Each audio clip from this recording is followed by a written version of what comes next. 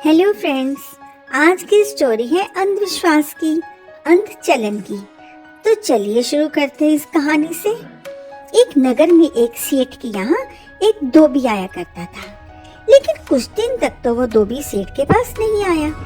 और थोड़े दिन बाद जब वो धोबी उस सेठ के पास आया तो सेठ ने पूछा कि तुम इतने दिन कहाँ चले गए थे। तो धोबी ने कहा, क्या तुम्हें नहीं पता कि महाराज गंधर्व सेन परलोक सिधार गए हैं, उनकी मृत्यु हो गई है और उन्हीं के शोक में मैंने अपने बाल मुंडवा लिए हैं। मैंने अपना सर गंजा करवा लिया है और उन्हीं के दुख की वजह से मैं आपके पास नहीं आ पाया।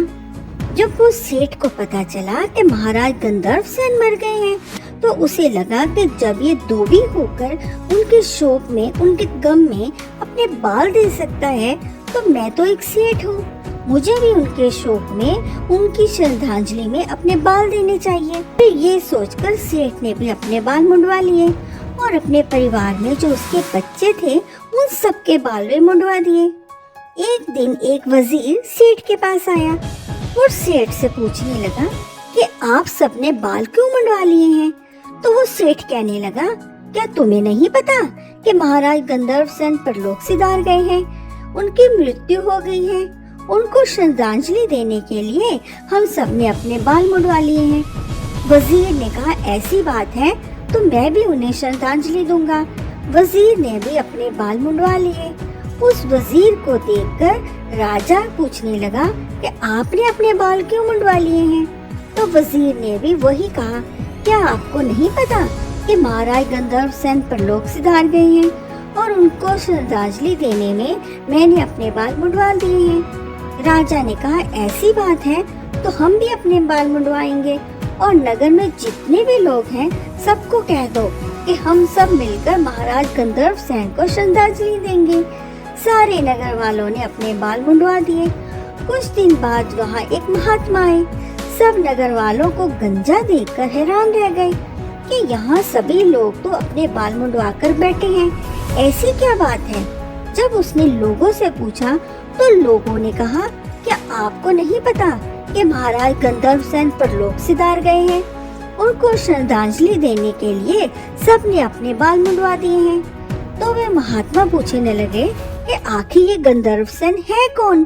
तो नगर वाले बोले, हमें नहीं पता, हमें तो राजा का आदेश आया है और अपने बाल मुंडवा लिए। महात्मा ने कहा, मुझे राजा के पास ले चलो। वही प्रश्न उसने राजा से किया कि महाराज गंधर्व सेन कौन है, जिसके लिए सारे शहर ने अपने बाल मुंडवा लिए हैं। तो महाराज कहने लगे कि मुझे नहीं पता, मुझे तो वजीर ने बताया था। वजीर को बुलाया गया। वजीर ने कहा, मुझे नहीं पता, मुझे तो सेठ ने बताया था। फिर सेठ को बुलाया गया तो सेठ ने कहा, मुझे भी नहीं पता, मुझे तो धोबी ने बताया था। फिर धोबी को बुलाया गया। फिर धोबी से पूछा गया कि कौन है महाराज गंधर्व सेन। तो धोबी बोला, गंधर्व सेन तो मेरे गधे का नाम था और मैं उससे बहुत प्यार करता था क्योंकि उसने बहुत सारे मेरे काम किए थे और मेरी रोजी रोटी उसी से चलती थी। और जब उसकी मृत्यु हो गई है तो उसको सम्मान देने के लिए मैंने महाराज गंधर्व सेन शब्द का प्रयोग किया। धोबी की ये बात सुनकर राजा ने, वजीर ने, उस सेठ ने, सबने अपना सर पीट लिया। हम बिना जाने बिना समझे एक दूसरे को फॉलो करने लगते हैं। उसने जो किया है मुझे भी वही करना चाहिए। आपको लगता होगा कि ये कहानी बहुत पुरानी है, पर नहीं, ये कहानी एकदम नहीं है, आज के समय की है। हम भी यही करते हैं।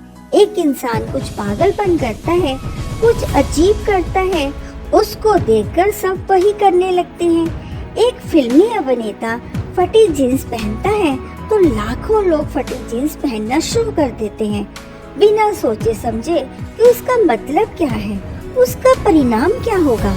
सब इसलिए करते हैं कि सब कर रहे हैं। हम मॉडर्न बनने के चक्कर में बेवकूफ बनते जा रहे हैं। तो दोस्तों, आपको कहानी अच्छी लगी है तो लाइक जरूर कीजिए। आपका लाइक हमारे लिए बहुत मायने रखता है। तो देखने के लिए आपका धन्यवाद।